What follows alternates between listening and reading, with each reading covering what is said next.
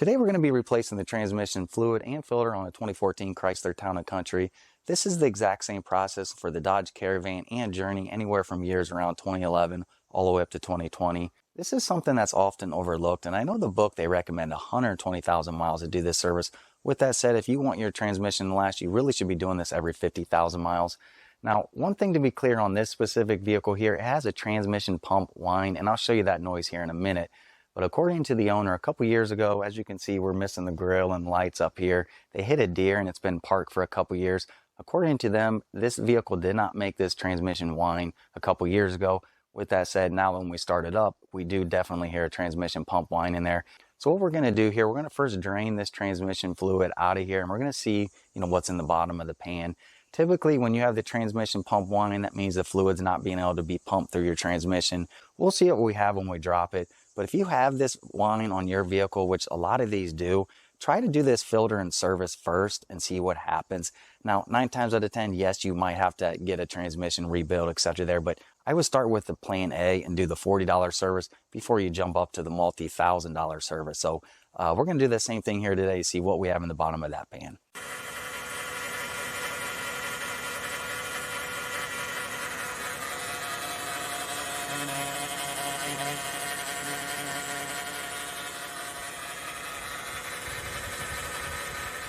There's a few things we're going to need here in order to do the transmission service on this vehicle. Obviously, we need some fluid and a filter there. And I really highly recommend you get the OEM Mopar stuff. Don't try to save a couple dollars here and get some junk aftermarket stuff. And especially on that fluid, I've saw people try to pick their favorite brand and it's a regular ATF and it's a universal transmission fluid. Don't do that. Get an ATF+4 licensed product and use that for your vehicle. This Mopar stuff isn't that much more than the regular stuff out there, so I really recommend getting this here. In addition, you're going to need a drip pan and a drain pan over there because we want to measure how much fluid came out of this and we want to put that exact amount back in. We'll jack the vehicle up the least amount as possible here because we want to make sure this vehicle is as close to level as we can, but you want to be able to safely get on there as well. Alright, so to get started here, here's our transmission pan that we're going to be removing, and it's just held on by 12 8mm bolts all the way around there. If you've never dropped one of these pans before, this is going to be pretty messy here how this comes out. What I recommend you do is we're going to be removing the ones on that side, and we're going to allow the transmission fluid to slowly drain a little bit out of there. Once a lot of that comes out of there, we'll work ourselves over here, and we'll remove these. What you don't want to do is have all these come down at once and it not drain any, because there's going to be a lot of fluid that's going to come out of here and it's going to go everywhere. So again, we want to make sure we try to get most of it in this pan here because we want to make sure we measure how much came in so we can put that same amount back in. So we'll go ahead and we'll start loosening up these.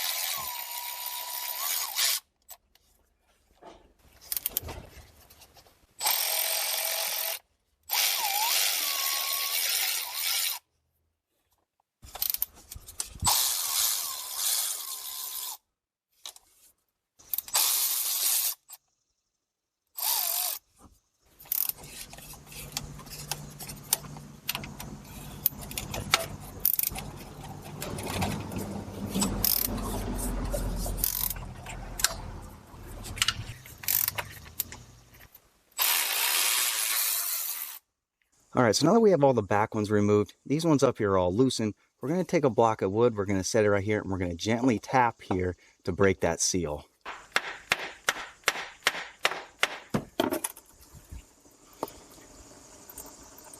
So now you can see that seal is broke and we are starting to drain some of that out of there.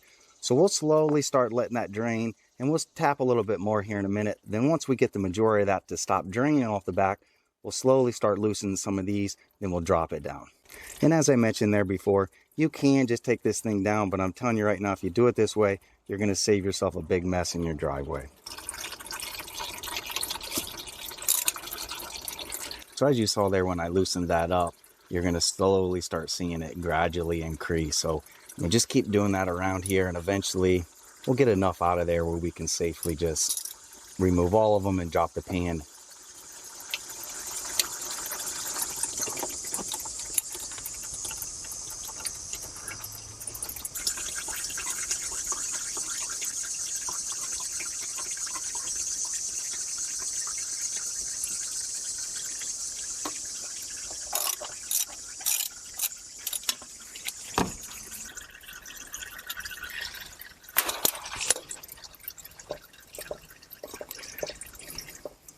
Once you can wiggle it like that and you see that we just got a little slow trickle over there, it's safe to now remove these. And what we're going to do is we're going to hold it like this, then we're going to gently bring it down and try to dump that fluid back into our drain pan.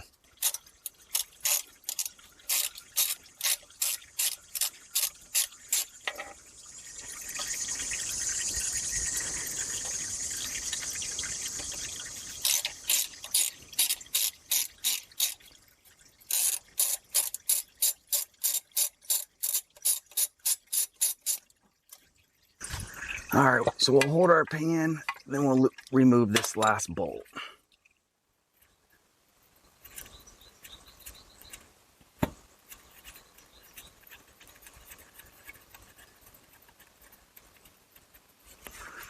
So then gently bring it down, then try to dump the remaining of that fluid inside of our pan here. Now we're ready to remove the filter here, and it looks like we just have a T25 here, and I believe there's one on the back over there as well. So we'll go ahead and remove those.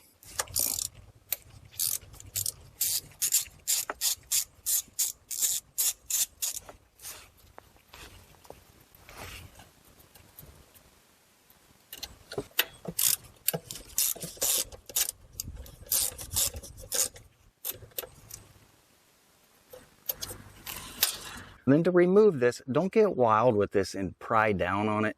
The idea is if you gently rotate it left or right and apply downward pressure, it'll eventually slide out of there. So once you get it broke loose a little bit there, and gently wiggle it back and forth, and be prepared when you get this off, you're going to have another rush of fluid come out of here.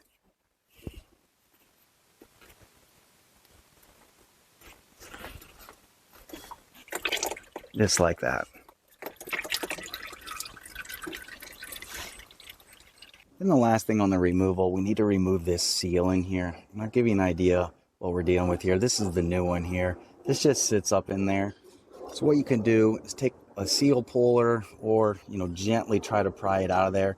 But you don't want to be prying against any part of the transmission. You're going to try to get behind that seal and pull it straight down.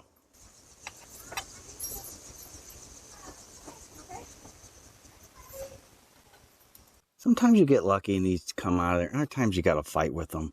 What you can also try to do is apply some pressure right here. Again, don't be prying against the transmission.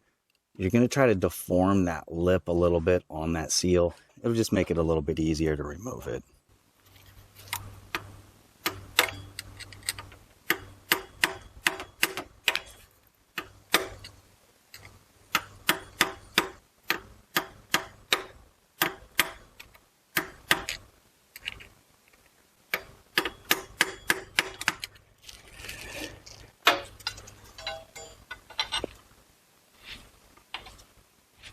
All right, so then once you get that lip deformed a little bit there, then it should slide right out of there. Just like that. The next thing we need to do is we need to go through here and look for any metal shavings or any metal chunks. As you can see on this one here, and I'll give you a couple close-up pictures, it's not looking the greatest in here. There are some bigger pieces in here. You will have that magnet over time to have regular stuff on there, but when you start getting some of these bigger chunks and you start seeing a shivering look in there from some of the aluminum, so I don't know if you can pick that up or not, but as I move that fluid in there, I can see that aluminum shiver in there. So that is telling me that something is coming apart in this transmission, and most likely it's that torque converter. So we'll obviously have to do something a little bit more severe to this transmission here. Maybe we'll have to replace it, take it out, and rebuild it. I don't know yet. We'll get to that in a later video, but today we'll still complete this service here to show you what you got to do to complete this. Now we're ready to prep for the install. So the first thing we need to do is take a scraper. I've used this gear wrench. There's all kinds of different other versions.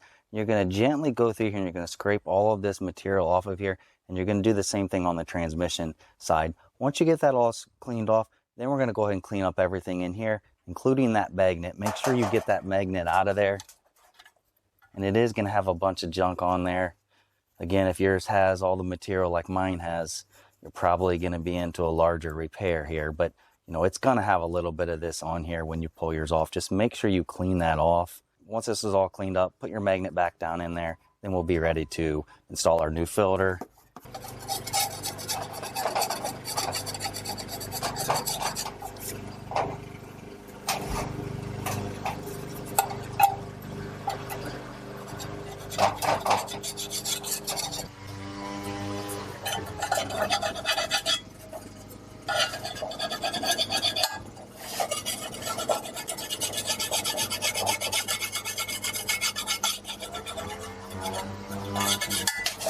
All right, so once you get some of that off there, and it's going to take a little bit, there's a lot of silicone on there. Just really thoroughly clean this up, because you don't want any of those pieces left behind.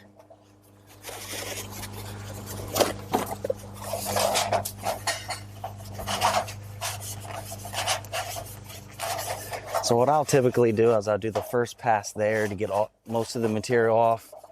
Now that everything's dried off on here, now I can see here a little bit more in detail on where the remaining pieces in there. So I'll go through there and clean the rest of it up there, then we'll be all done with the pan here. Then we'll do the same thing over here on the transmission side.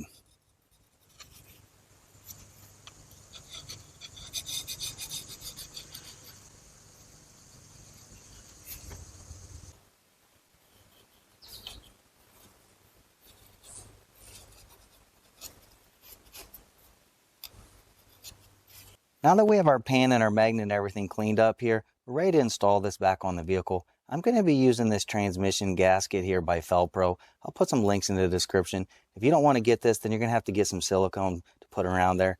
I'll put it in the description on the silicone used. I'm not sure off the top of my head what Chrysler recommends on this, but this transmission gasket was only like $5 and it was a good option. So that's what I'm going to do here. To install this seal here, what you can do is take a 21 mil socket, and we're going to set this up in there. Then you're going to use this socket and gently tap it in with a hammer to make sure that's fully seated. Once that's seated, then we'll put our filter in there as well.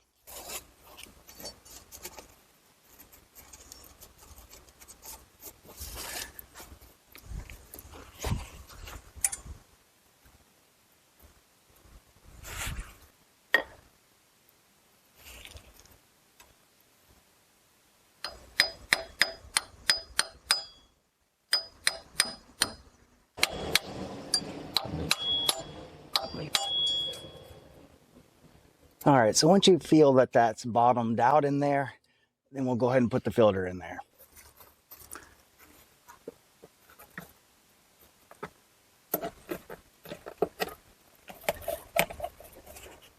And just make sure when you're doing this, put a little bit of transmission fluid on that gasket and on the end of that filter. It'll make it a little bit easier to get this in there, because it is going to be a tight fit.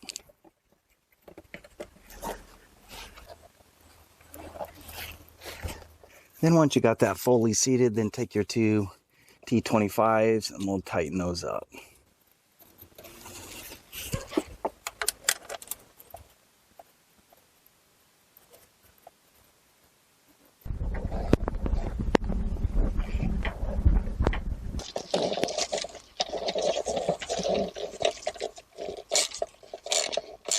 And these don't have to be real tight, just gently snug them up. Then we're done with the filter. So moving on to the pan, we'll do one final clean down here, because we want this to be as clean as possible. And it's nearly impossible to keep this thing from dripping, but you want to do the best that you can here.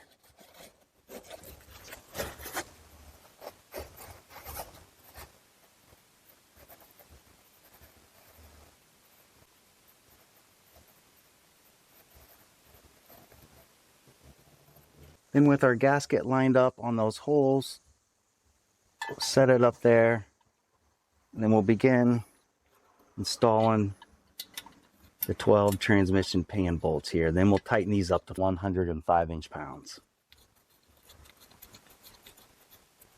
And when you're doing this, just make sure you clean off the threads on these old bolts, and also make sure that you have those holes lined up there in there on that gasket. All right, so once you have that in there, then go around and make sure you install all of them in there loosely first, then we'll go back through and snug them all up to that 105 inch-pounds. So now that we got them all in there loosely, we'll go through there and snug them up, then we'll do our final pass. And just make sure when you're doing this, don't just tighten one side at once. Do a cross pattern. So you do that one over here, likewise across the whole pan there.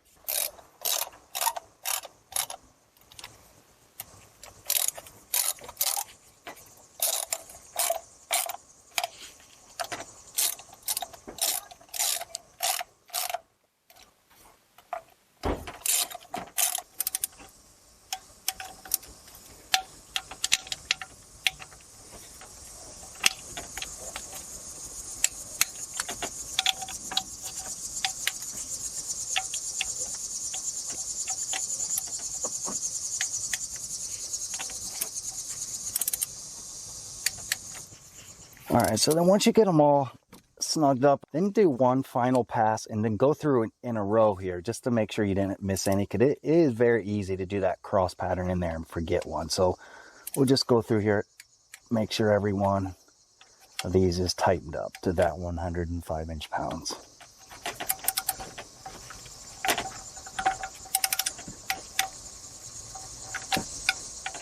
So then once you got all those tightened up, just clean up any mess that you made down here. Then we're done here on the bottom of the car. Then we'll go up top there and we'll fill it up. All right, now we're ready to fill up the transmission. And as I mentioned there before, make sure you use a good quality pan here with a clear marking on there. I did use this larger one to remove it so it wasn't as messy under there, but I put it in this more accurate one here. It looks like we're right at 5 quarts is what we removed out of here. So we'll put 5 quarts back in there. And also, as I mentioned there before with the pan, I had all those metal flakes.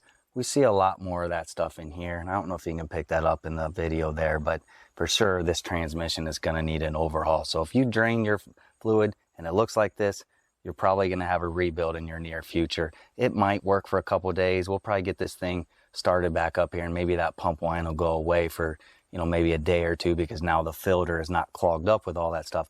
But it's only a matter of time till we're going to have to tear this thing down. So stay tuned. We'll probably have a future video with a rebuild on this transmission. But with our service here, if you don't have any of those flakes in there and everything looks good, then just go ahead and fill the transmission back up. To get this filled up, you're going to go right over here underneath this wiring harness, and you're going to see a little cap down there that's going to say dealer service only. And I'll try to give you a better close-up picture of it, but it's just going to be sitting right there. We're going to remove that cap, then we'll put a funnel in there, then we'll go ahead and fill up our transmission with our fluid. And there's that little cap that you're going to remove. Then insert our funnel. Then we'll go ahead and dump the 5 quarts in.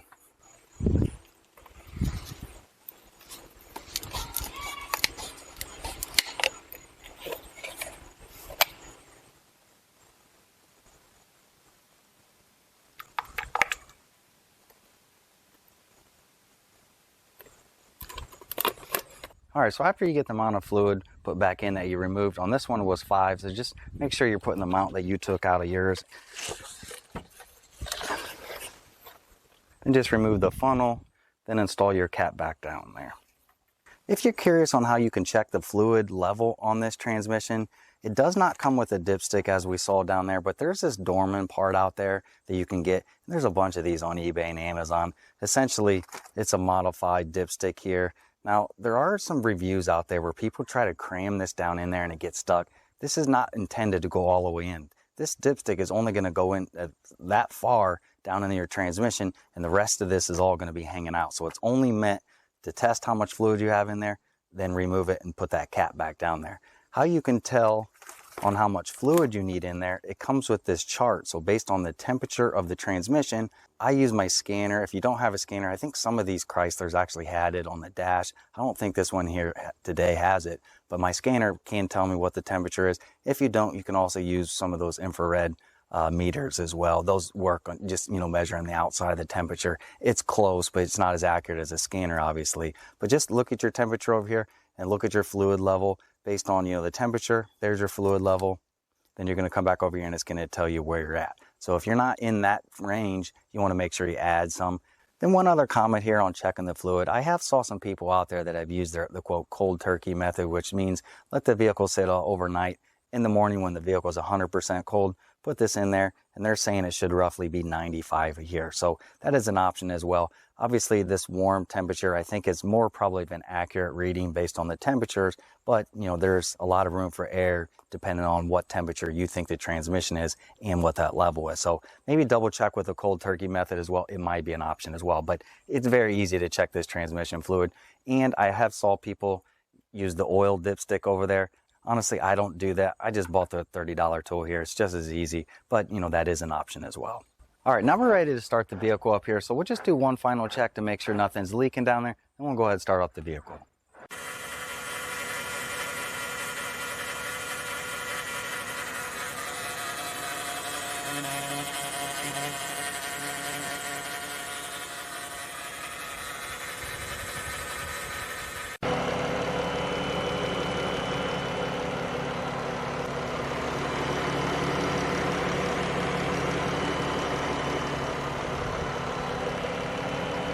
All right, so now that we have it fired up, we did confirm that we don't hear that transmission pump whine over there. There is a little bit of a racket coming over there from the power steering I can hear as well.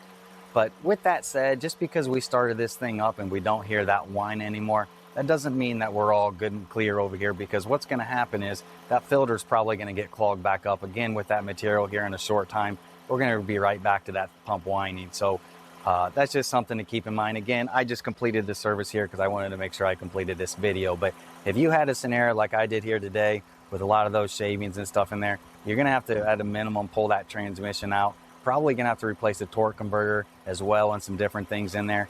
Then once you get that rebuilt or replaced, we got to make sure we replace some of those cooler lines in there as well on the transmission cooler, because you basically have all those metal shavings going throughout the vehicle. So just keep that in mind. That's just something I'll have to do at a later date. But hopefully if you guys were curious on how you can service the transmission on your vehicle, hopefully this video helped you out. If it did, please give me the thumbs up. If you're interested in more content like this, please hit that subscribe. But again, I hope this helped you out. Thanks for watching.